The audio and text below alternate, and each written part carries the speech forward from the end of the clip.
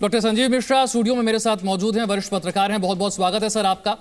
जब से चुनाव नतीजे आए हैं हर तरफ ये सवाल पूछा जा रहा है कि 5 में से 4 राज्यों में इतनी बड़ी जीत भारतीय जनता पार्टी की, इसके मायने क्या हैं? इस मैंडेट को कैसे समझा जाए और राष्ट्रीय राजनीति पर इसका असर क्या पड़ने जा रहा है? देखिए, इस मैंडेट के एक सबसे पहला मायना ये है कि नरेंद्र मोदी कमजोर नहीं हुए।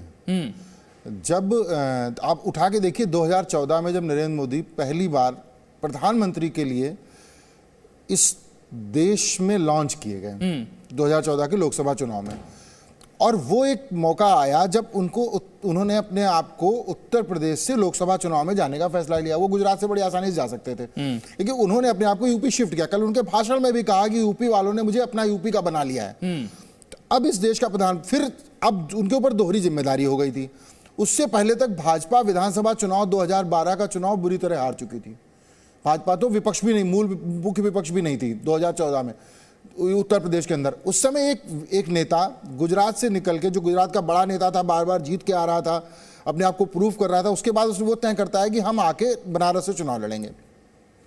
2014 के चुनाव में जीत के बाद और उत्तर प्रदेश से उसको इतना जबरदस्त सपोर्ट मिलता है कि मतलब उस लोकसभा चुनाव को अगर सिर्फ उत्तर प्रदेश तक सीमित कर दें तो सुनामी जैसी आ जाती है जीत की।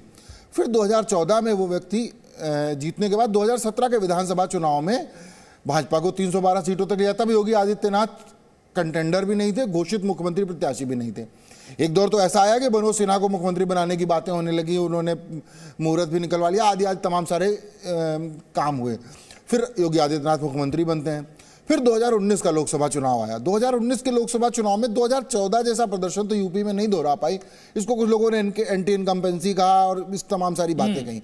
लेकिन अगर 2022 के विधानसभा चुनाव में भाजपा नहीं जीतती तो लोग ये मान लेते हैं कि 2024 में उत्तर प्रदेश से भाजपा के लिए बड़ी गलत खतरे की घंटी जैसी बजने वाली है। वो काम सही हो गया है। अब क्या हुआ है भाजपा के लिए कि ठीक है 50-60 सीटें कम हुई है। कब कम हुई हैं?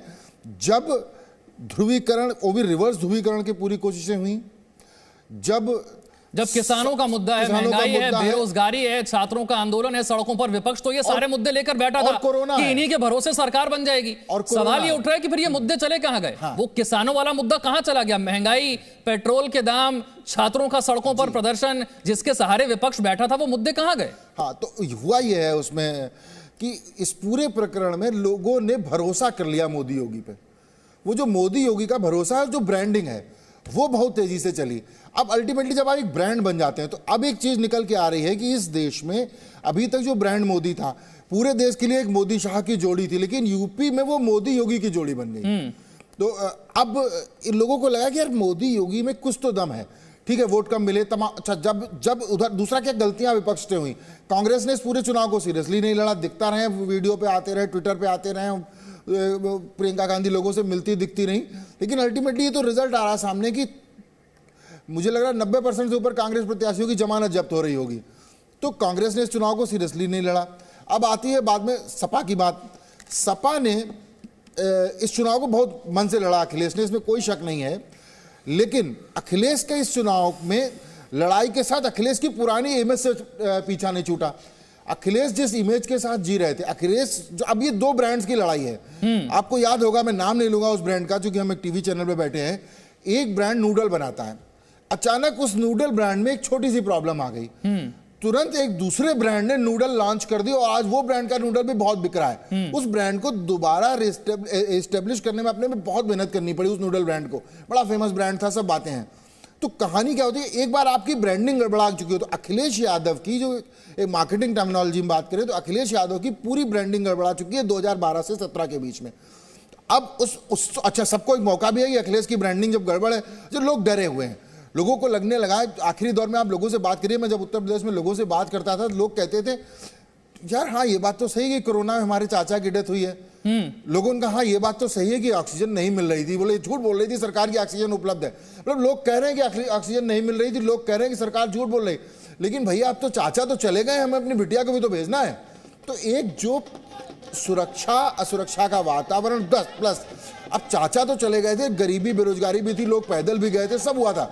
अब देखिए कितना बड़ा वो माहौल बनाया गया कि लोग पैदल चल रहे हैं और लोग मर रहे हैं और बसें चढ़ी जा रही, इसके बावजूद लोगों का, लेकिन इस आदमी ने खाना भेजा है घर तक, चावल मिला है और गेहूं मिला है और नमक तक मिला है। तो अब इसको कई बार लोग परिहास में लेते हैं, लेकिन वो कहीं ना कहीं नमक का कर्ज भी लोगों ने अदा किया है। तो और इसके अलावा झटका भी दिया है। ऐसा नहीं है भाई 60 सीटें कम होना, तो भाई आप वो होता है ना घर में कि भाई चलो तुमको इंटरनल में 5 नंबर। लेकिन उत्तर प्रदेश जैसे राज्य में दोबारा सरकार बना लेना अपने आप में बहुत बड़ी उपलब्धि है।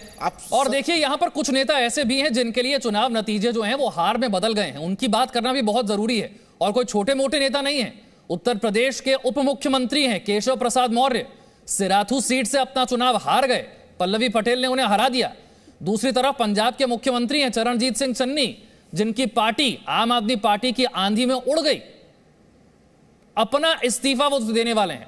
मैं आपसे समझना चाहता हूं सबसे पहले तो केशव प्रसाद मौर्य को लेकर, भाई उत्तर प्रदेश में तो कहा गया भाई योगी और मोदी का फैक्टर इतना बड़ा है कि बीजेपी के टिकट पर जो लड़ गया वो जीत गया, यहां तो खुद उप मुख्यमंत्री हार गए।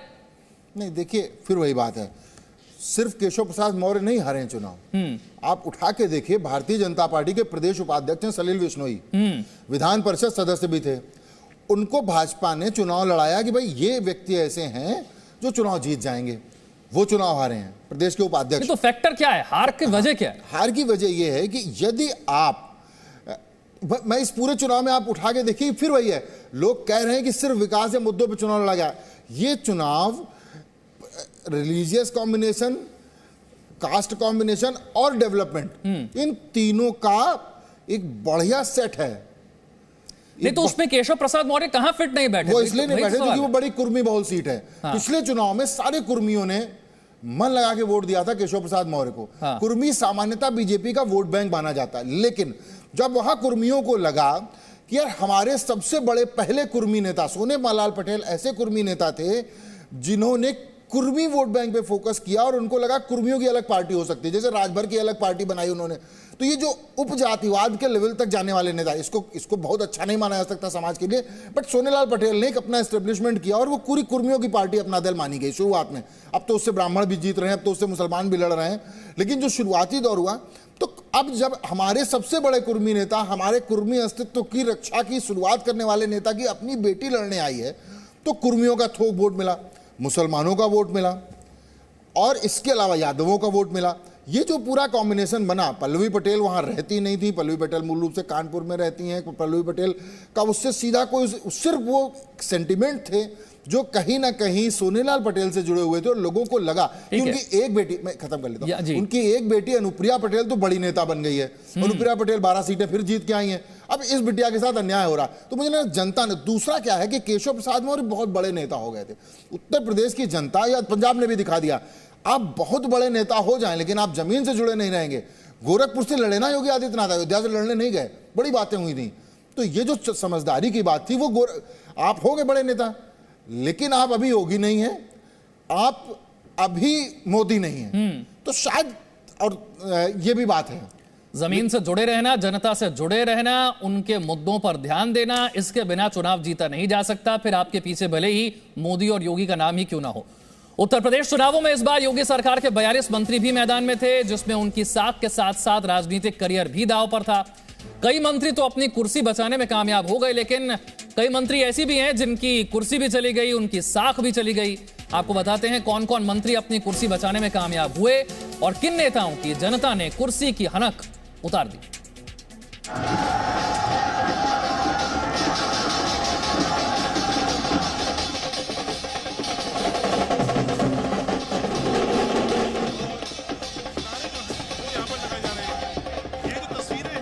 होली से पहले ही उत्तर प्रदेश में जीत की होली,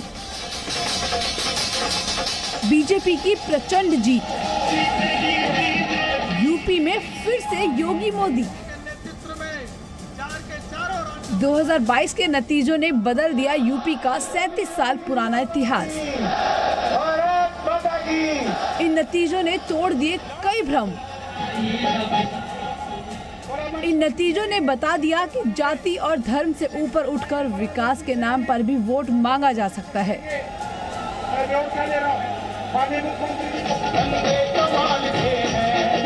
इन नतीजों ने बता दिया कि मिथक को तोड़ने के लिए और इतिहास बनाने के लिए योगी जैसा प्रयास करना चाहिए। वो प्रयास जिसके गवाह हैं ये आंकड़े। चुनाव आयोग के मुताबिक उत्तर प्रदेश विधानसभा चुनाव में बीजेपी ने 403 में से 255 सीटों पर जीत हासिल की है। लेकिन इस लहर के बीच भी योगी सरकार के कई मंत्री अपनी चुनावी वैतरणी को पार नहीं कर पाए और चुनाव हार गए। यूपी विधानसभा चुनाव 2022 में योगी मंत्रिमंडल के 42 मंत्री उम्मीदवार हैं, जिनमें से 8 उम्मीदवार हार गए हैं। हारने वाले मंत्रियों में कैबिनेट मंत्री भी शामिल हैं। चलिए आपको बताते हैं यूपी सरकार के वो कौन कौन से मंत्री हैं जो अपनी कुर्सी नहीं बचा सके। सबसे पहला नाम है सूबे के उप मुख्यमंत्री केशव प्रसाद मौर्य का, जो सिराथू विधानसभा से एसपी कैंडिडेट पल्लवी पटेल से हार गए। दूसरा नाम है राजेंद्र प्रताप सिंह उर्फ मोती सिंह, जो प्रतापगढ़ जिले के पट्टी सीट विधानसभा के उम्मीदवार थे और कई राउंड तक चली लंबी फाइट में मोती सिंह को एसपी कैंडिडेट राम सिंह ने मात दे दी। तीसरा नाम गन्ना मंत्री सुरेश राणा का है, जिन्हें थाना भवन सीट से आरएलडी के प्रत्याशी अशरफ अली ने हराया। अब बात करते हैं स्वतंत्र प्रभार और राज्य मंत्रियों की, जिनकी इन विधानसभा चुनाव में हार हुई है। इटावा विधानसभा से बीजेपी प्रत्याशी सतीश चंद्र द्विवेदी को एसपी कैंडिडेट माता प्रसाद पांडे ने मात दी। फेफना विधानसभा से बीजेपी प्रत्याशी उपेंद्र तिवारी को एसपी कैंडिडेट संग्राम सिंह ने करीब 20,000 वोटों से हराया। गाजीपुर से संगीता बलवंत बिंद को समाजवादी पार्टी के प्रत्याशी जय किशन से शिकस्त खानी पड़ी। छत्रपाल गंगवार को समाजवादी पार्टी के अताउर रहमान ने हराया। आनंद स्वरूप शुक्ला को जयप्रकाश ने मात दी। तो वहीं बीजेपी ने उप मुख्यमंत्री दिनेश शर्मा, कैबिनेट मंत्री महेंद्र सिंह, भूपेंद्र चौधरी, जितिन प्रसाद, स्वतंत्र प्रभार के राज्य मंत्री अशोक कटारिया, राज्य मंत्री मोहसिन रजा और धर्म सिंह प्रजापति को चुनाव के मैदान में उतारा ही नहीं था। तो वहीं महिला एवं बाल कल्याण राज्य मंत्री स्वतंत्र प्रभार स्वाति सिंह, राज्य मंत्री उदय भान सिंह और सहकारिता मंत्री मुकुट बिहारी वर्मा को टिकट ही नहीं दिया था। बीजेपी की चुनावी नीतियां राशन, प्रशासन और महिलाओं पर दांव सटीक बैठा है, क्योंकि राशन और प्रशासन का सबसे ज्यादा पॉजिटिव इम्पैक्ट मतदाताओं पर पड़ा है और बीजेपी ने फिर से इतिहास रच दिया है।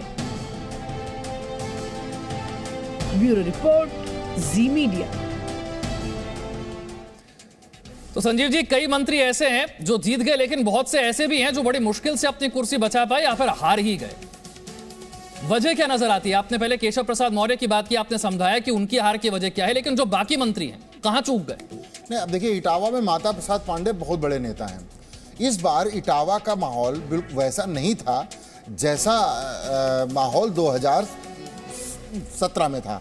इस बार पूरा परिवार एकजुट था, तो अब उस इलाके में एक तो वो पॉजिटिविटी आ गई, सब शिवपाल की टीम अलग चुनाव नहीं लड़ रही थी, वो हो गया, प्लस जो माता प्रसाद पांडे का अपना प्रभुत्व है, अपना है, तो इसलिए वहां माता प्रसाद पांडे जीत गए और भाजपा के प्रत्याशी हार गए और केवल 3 कैबिनेट मंत्री हारे हैं। भाजपा तो पहले ही टिकट बहुत लोगों ने दे रही थी। इस चुनाव में बहुत सारे बदले दूसरे परिणाम होते। जब स्वामी प्रसाद मौर्य सपा में गए, धर्म सिंह सैनी सपा में गए, दारा सिंह सपा में गए, तो भाजपा ने क्या किया कि भाजपा ने अपना ऑपरेशन टिकट काटो कम कर दिया। पहले चरण के जो टिकट तब तक घोषित हो चुके थे उसमें 20 से 25% टिकट कट चुके थे, बाद में टिकट बहुत कम कटे हैं, तो इनमें से कई मंत्रियों को टिकट ही नहीं मिलते हैं। इसका दूसरा हिस्सा है, मैं नाम अब नहीं लूंगा क्योंकि अब वो विधायक हो गए हैं वो मंत्री लोग।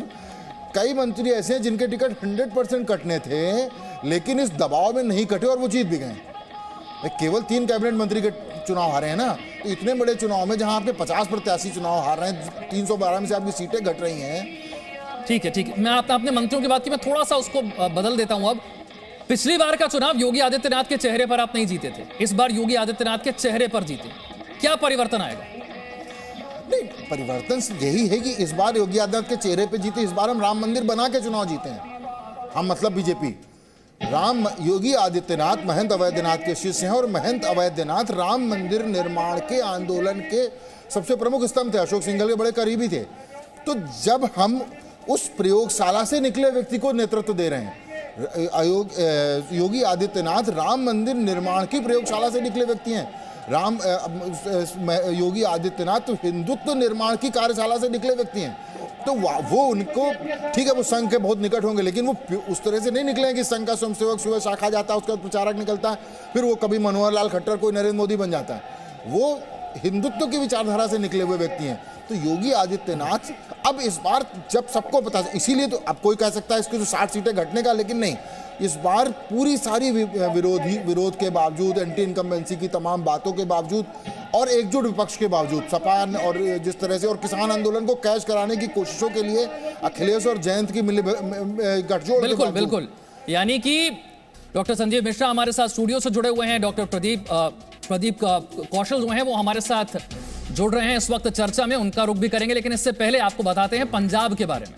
उत्तर प्रदेश की हमने चर्चा की, पंजाब में बहुत बड़ा उलटफेर हुआ है। पंजाब की जनता ने दिल्ली मॉडल की सियासत पर आंख मूंद कर भरोसा किया। पंजाब में ऐसा जनादेश आजादी के बाद कांग्रेस को भले ही मिला हो, लेकिन पिछले 4 दशक से पंजाब में इतनी सीटें कोई जीत नहीं पाया जितनी की आम आदमी पार्टी को मिली। 117 में से 92 सीटों पर आम आदमी पार्टी की जीत ने देश में सियासत के बदलते हुए सलीके और सत्ता के बदलते हुए चरित्र की झलक को पेश कर दिया।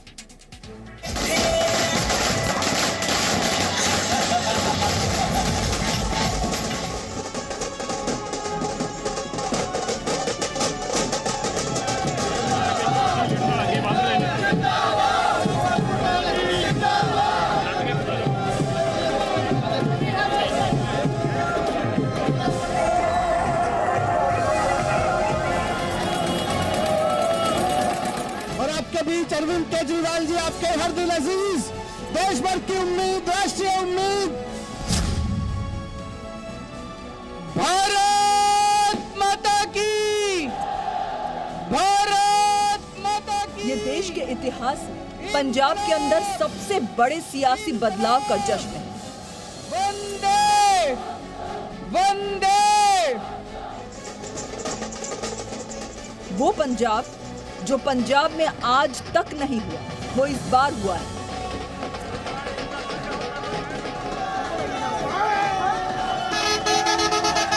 जो कमाल दिल्ली ने दिखाया था, वो अब पंजाब ने दोहराया है।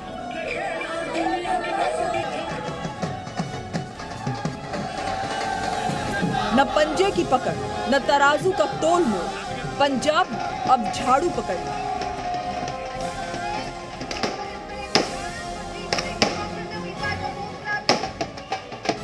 पंजाब में चली आम आदमी की आंधी में बड़े बड़े दिग्गज नेता खेत में आ गए। सीएम चन्नी ढेर, कांग्रेस के सिद्धू ढेर, अकाली के पिता पुत्र ढेर, बीजेपी के मजीठिया ढेर। कि चरणजीत चन्नी जी को आज किसने हराया है? भदौर से लाभ सिंह उगोके। कौन है ये लाभ सिंह उगोके? मोबाइल रिपेयर करने वाली दुकान में नौकरी करता है। उनकी माताजी एक सरकारी स्कूल के अंदर सफाई कर्मचारी का काम करती हैं। उनके पिताजी खेतों में मजदूरी करते हैं। ऐसे व्यक्ति ने चरणजीत सिंह चन्नी को आज चुनाव में हराया है। ये देश बदल रहा है। पंजाब ने दिखाया है, राजनीति बदल रही है। मतदाताओं ने समझाया है, नेता बदल रहे हैं। वक्त ने दिखाया है। आपको पता है नवजोत सिंह सिद्धू को किसने हराया है? हमारी एक महिला वॉलंटियर है, आम महिला है, आम वॉलंटियर है, जीवनजोत कौर। उन्होंने मजीठिया को भी हरा दिया और उन्होंने सिद्धू को भी हरा दिया।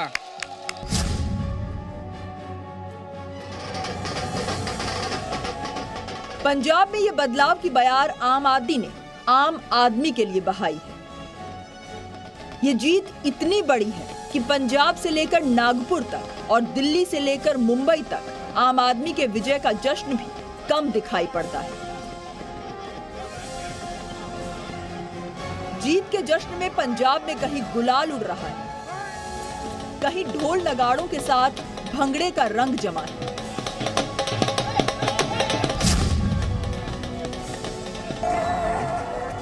कहीं ट्रैक्टरों के संग जश्न जीत में किसान निकल पड़े हैं, तो कहीं नौजवानों की टोली इस ऐतिहासिक जीत के जश्न में मशगूल, क्योंकि पंजाब ने दिल्ली की राह पकड़ी।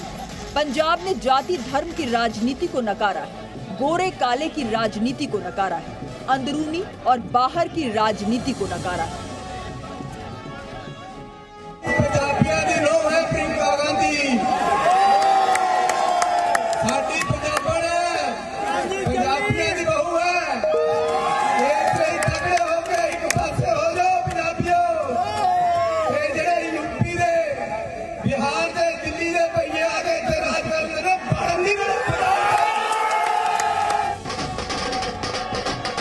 पंजाब का जनादेश खोखली सियासत की बुनियाद को हिलाता है।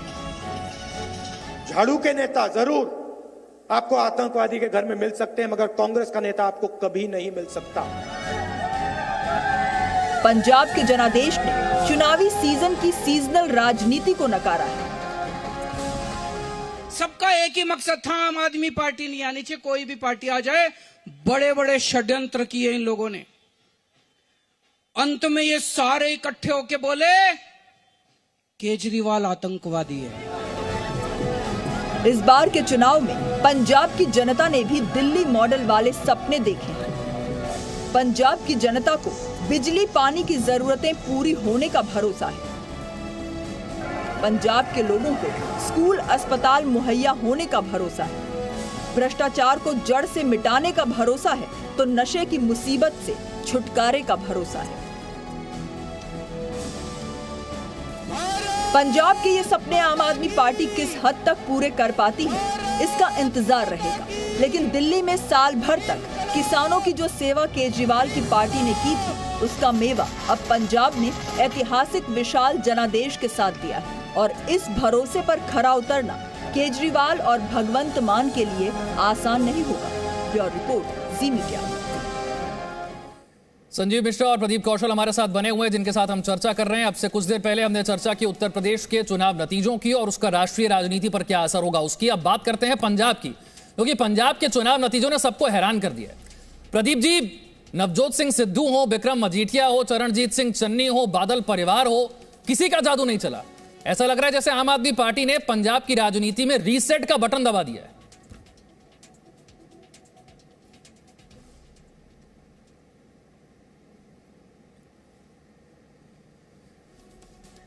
प्रदीप जी, आपका ऑडियो हम तक नहीं पहुंच पा रहा, इसे दुरुस्त कराते हैं, आपके पास लौटेंगे। संजीव जी, सवाल मेरा यही है, बाकी सारे नेताओं को अब जीरो से शुरू करना पड़ेगा। देखिए, इस पूरे देश में हालांकि आम आदमी पार्टी अब महात्मा गांधी को भूल गई है, कल एक बार भी नाम नहीं लिया उन्होंने, वो सिर्फ अम्बेडकर और भगत सिंह की बात कर रहे हैं। लेकिन जब हम लोग, आपने भी पढ़ा होगा बहुत बार, वो जो एक माहौल होता है ना, जब आप बहुत तनाव में होते हैं तो एक लाइन बता दी जाती है, बी द चेंज।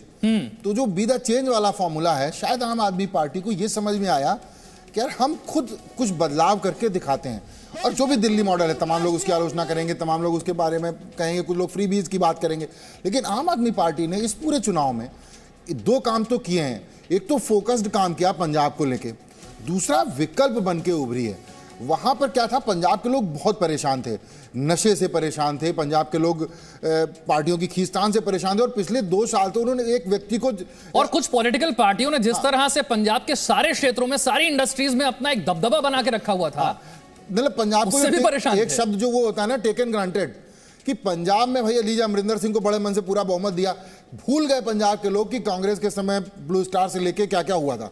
इसके बाद कांग्रेस को दोबारा मौका दिया, इसके बाद जितना खिलवाड़ हुआ, आप कभी किसी को मुख्यमंत्री बना देते हो। लेकिन अरविंद केजरीवाल पंजाबी नहीं है, ये तो बाहरी है।